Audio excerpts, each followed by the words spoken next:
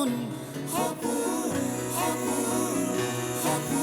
পোহৰৰে সপোন কিমান আপোন জাগি জাগি দেখা এটি সপোন তাতে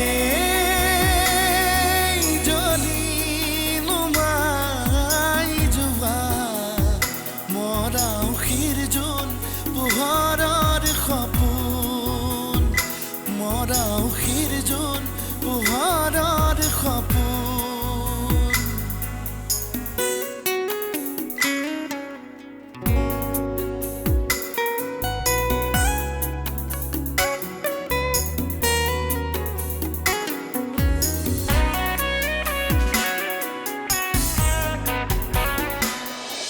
নাই মই তোক কিয় বেয়া পাম মই তোৰ মনৰ কথা বুজিছোতো সদায় সেই খবৰ কৰি থকা মানুহ নহয় গতিকে মই খবৰৰ মূল্য বুজি পাওঁ দে চিঠিকেইখন দে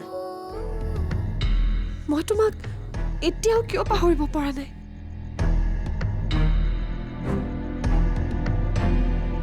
মোৰ একো ভুল হোৱা নাইতো তাই তোক কিয় কৈছে মোৰ মতেতো এইবোৰ কথা তাই তোক কোৱাতকৈ অসীমক বুজাই নিজৰ সপোনবোৰহে পূৰা কৰিব লাগিছিল আৰু এতিয়া তাৰ বাহিৰে একো উপায়ো নাই তাইৰো আমাৰো আৰু সকলোৰে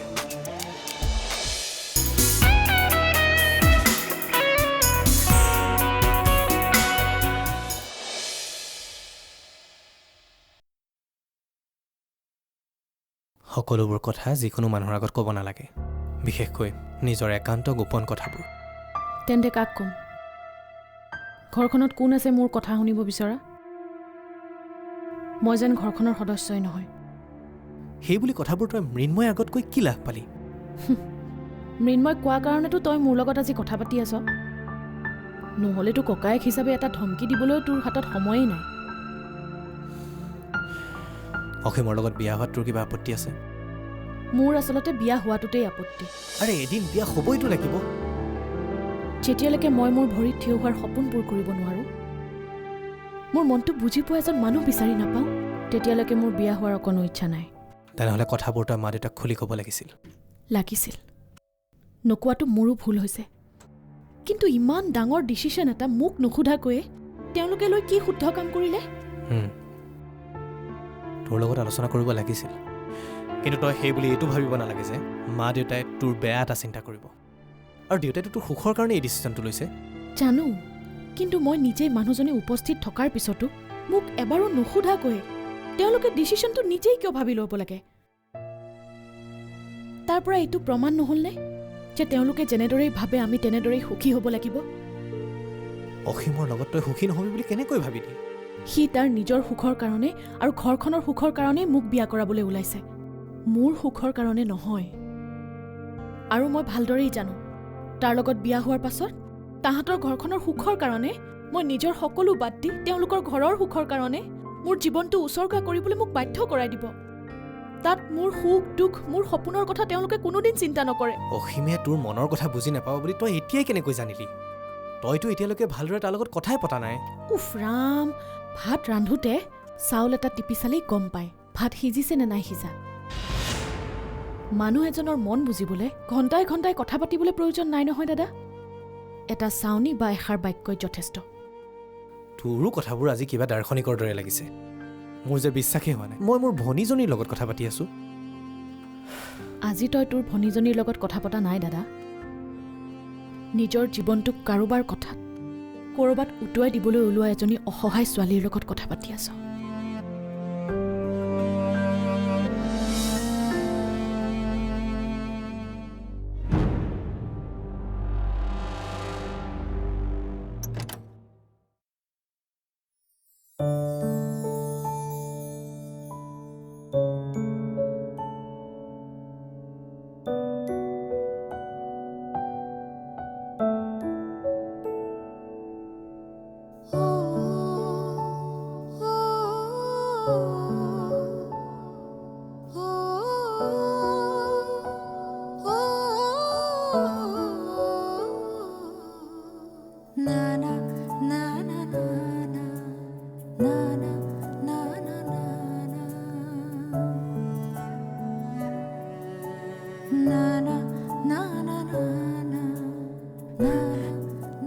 তোমাক মই কি বুলি ধন্যবাদ দিম মৃন্ময়?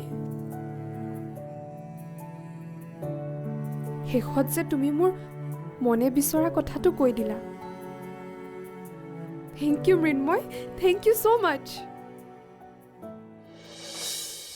কি হ'ল? একোৱে নক'লে যে? আপুনিয়েতো কৈছিল সকলো ৰাস্তা বন্ধ হৈ যোৱাৰ পাছতো কোনোবা নহয় কোনোবা এটা ৰাস্তা খোলা যায়। মই একোৱেই ৰাস্তা বিচাৰি পোৱা নাই। মই বিক্ৰমক কথাখিনি কৈছিলোঁ। সি আকৌ ওলোটাকৈ মুখহে বুজাব আহিছে। আপোনাক কোৱাৰ কাৰণে গালি খায়ো মৰিলোঁ। গতিকে তাৰ পৰা একো আশা কৰিব নোৱাৰি। এতিয়া আপুনিয়েই মোৰ একমাত্ৰ ৰাস্তা। আপোনাৰ আগততো মই মোৰ নিজৰ মনৰ সমস্ত কথাই খুলি ক'ব পাৰোঁ, কাৰণ আপুনি মোৰ মনটো ভালদৰেই বুজি পায়। মই কাৰোবাক কথাবোৰ এবাৰ কৈহে চাব পাৰোঁ। তাৰ বাহিৰে মোৰ হাতত একো ৰাস্তা নাই। আৰু এটা কথা, মই আচলতে তোমাৰ টিউশ্যন মাষ্টৰহে, গতিকে কিছুমান কথা কোৱাৰ অধিকাৰ মোৰ নাই। সেইবাবে যাৰ যিমান অধিকাৰ সি সেই সীমাত থকাটোৱে উচিত, কাৰণ সীমা অতিক্ৰম কৰিলেই বিপদ। তাৰমানে আপুনি মই আশা কৰা মানুহজন নহয়। আপুনিও মোৰ দাদাৰ নিচিনাই খুব ঠেক মনৰ মানুহ। নিৰ্দিষ্ট এটা সীমাৰ ভিতৰতে আবদ্ধ থাকি ভাল পায়। সীমা অতিক্ৰম কৰাৰ সাহস আপোনালোকৰ নাই। মোৰ সাহসক লৈ ঠাট্টা কৰিলে মই বেয়া পাওঁ। মই যি অৱস্থাৰ পৰা এইখিনি পাইছোঁহি তুমি জানিলে আচৰিত হ'বা। আৰু সেয়া সম্ভৱ হৈছে একমাত্ৰ মোৰ সাহসৰ বাবে। আপোনাৰ সাহস মোৰ ওচৰত অহাৰ লগে লগে উৰিয়েই যায়।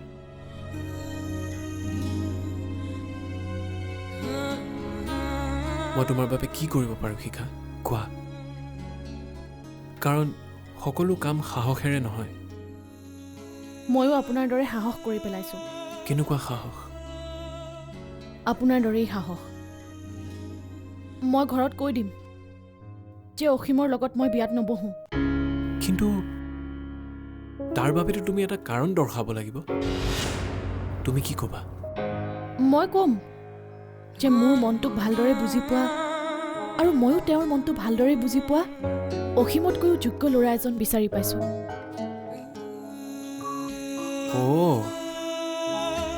কথা তাৰমানে ক'ৰবাত তোমাৰ আচলতে আনলেহে মন, সেইকাৰণে এইবোৰ কৰি আছে। আচ্ছা কোৱাচোন, তোমাৰ মনৰ মানুহজন কোন? আপুনি।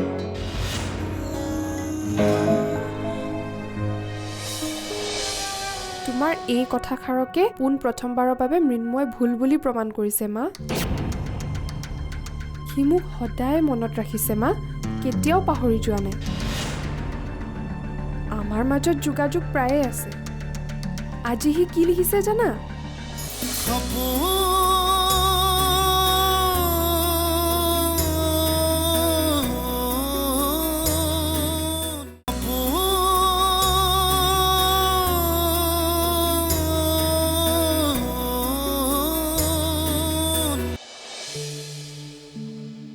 মোৰ কিন্তু সন্দেহ হয় মাজে মাজে।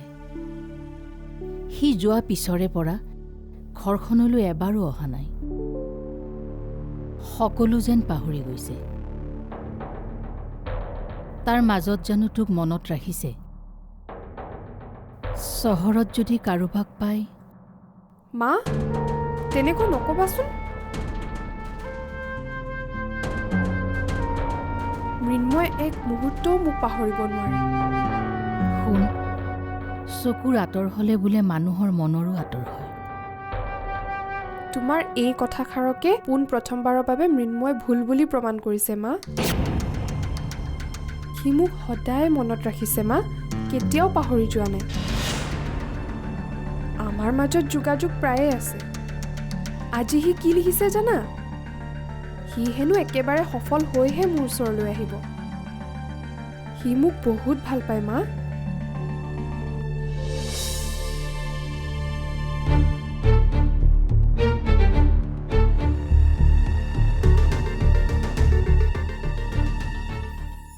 অঁ মই আপোনাক বহুত ভাল পাওঁ। যেতিয়াৰ পৰাই দেউতা আৰু দাদাৰ মুখত আপোনাৰ প্ৰশংসাবোৰ শুনি আছিলোঁ, তেতিয়াই ভাবিছিলোঁ যদি তেনেকুৱা এজন পুৰুষ মোৰ জীৱনতো থাকিলেহেঁতেন। যেতিয়াৰ পৰা আপোনাক ওচৰত পাইছোঁ, তেতিয়া ক'ব নোৱাৰাকৈ ভিতৰি মানে মই আপোনাক ভাল পাই পেলাইছোঁ। কিন্তু আজি আৰু এইবিলাক কথা ক'বলৈ মই ভয় সংকোচ নকৰোঁ। সময়ত নক'লে যদি মোক অসীমৰ লগত বিয়া দি দিয়ে, কিন্তু প্লিজ মোক না নক'ব, নহ'লে মই জীয়াই থাকিব নোৱাৰিম। নাই, তুমি তেনেকুৱা কৰিব নোৱাৰা। তোমাক মই জীয়াই ৰাখিম, কাৰণ তোমাক দেখা দিনাখনৰ পৰাই মানে ময়ো তোমাক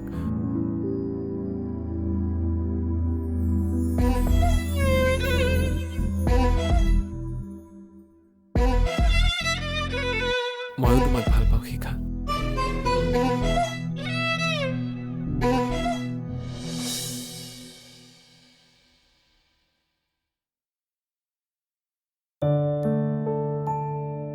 কেনেকৈ যে লিখোঁ, লাজে লাগিছে দেখোন। কিন্তু নিলিখাকৈও থাকিব নোৱাৰোঁ।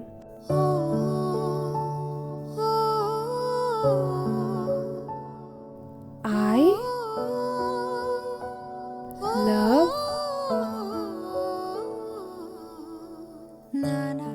you.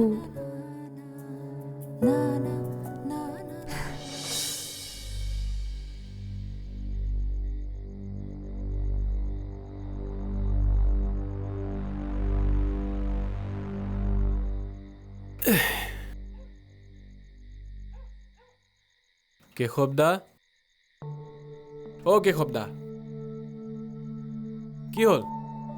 আজি মন চন মাৰি আছে যে? নে আপোনাৰ কাৰোবালৈ মনত পৰিছে?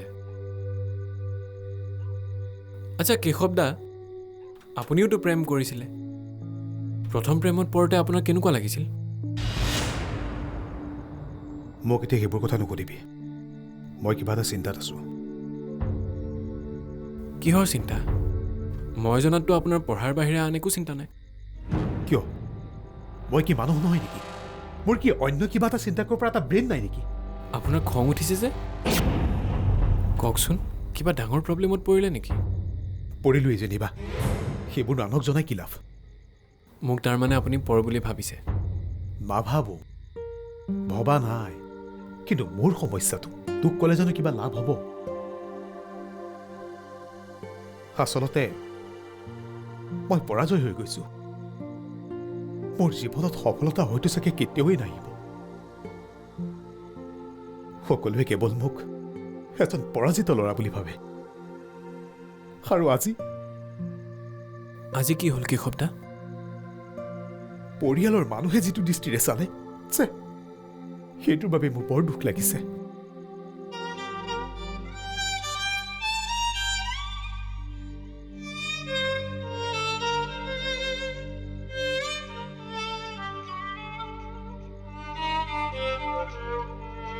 পৰিয়ালৰ মানুহে বেয়া দৃষ্টিৰে চালে মানে?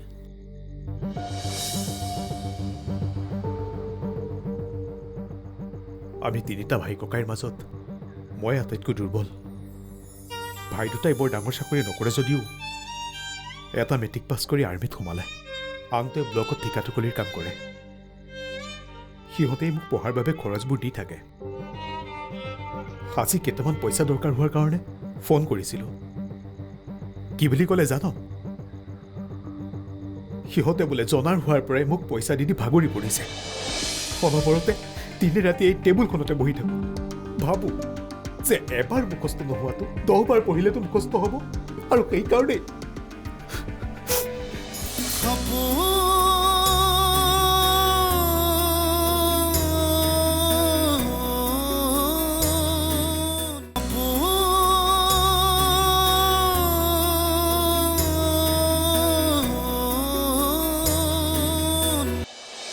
আজি কেইটামান পইচা দৰকাৰ হোৱাৰ কাৰণে ফোন কৰিছিলোঁ। কি বুলি ক'লে জান?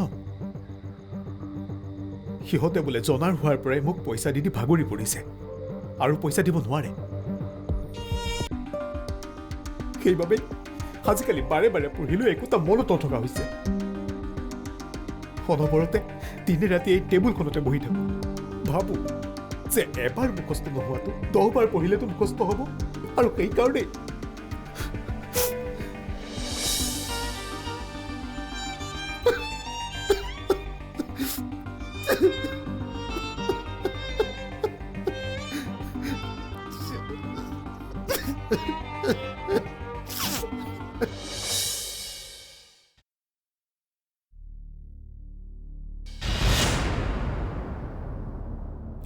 মা, দেউতাই কি ক'লে?